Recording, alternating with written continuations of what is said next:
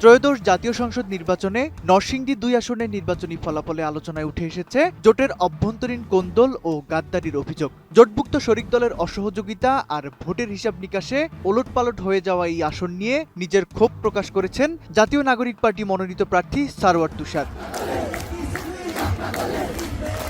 ১২ ফেব্রুয়ারি রাতে বেসরকারি ফলাফলে নরসিংদী ২ আসনের ধানেশীষের প্রার্থী ডক্টর আব্দুল মঈন খান পেয়েছেন ৫৭,৬৯৪ ভোট। তার নিকটতম প্রতিদ্বন্দ্বী হিসেবে দাঁড়িপাল্লা প্রতীকের প্রার্থী পেয়েছেন ৩৬,৬৬৯ ভোট এবং শাপলাকলি প্রতীকের তুষার পেয়েছেন ১৪,৫৬৭ ভোট।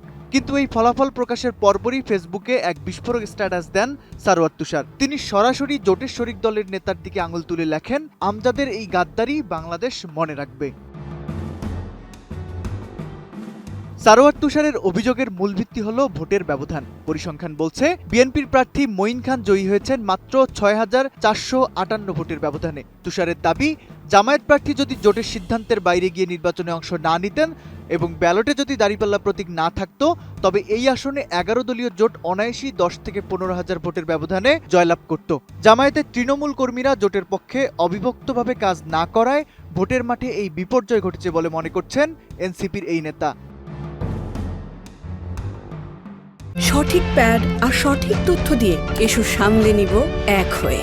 Mona Lisa sanitary napkin. স্ট্যাটাসে তুষার আরও উল্লেখ করেন, নির্বাচনের দিন ভোটাররা লক্ষ্য করেছেন পলাশ এলাকায় জোটের মধ্যে কোনো সমন্বয় নেই। তখন তারা দোদুল্যমান হয়ে ধানের শীষের দিকে ঝুঁকে পড়েছেন।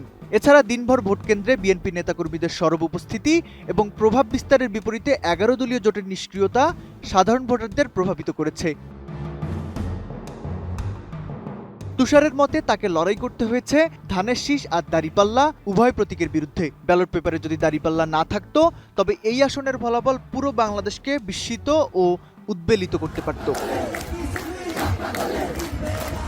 নির্বাচন পরবর্তী এই অভিযোগ দক্ষিণ এশিয়ার রাজনীতির এক পরিচিত চিত্র হলেও নরসিংদীর এই ঘটনা জোটের ভবিষ্যৎ নিয়ে নতুন প্রশ্নের জন্ম দিয়েছে। জোটের এই ফাটল এবং তৃণমূলের বিভক্তি কিভাবে আগামী দিনের রাজনীতিকে প্রভাবিত করবে, তাই এখন দেখার বিষয়।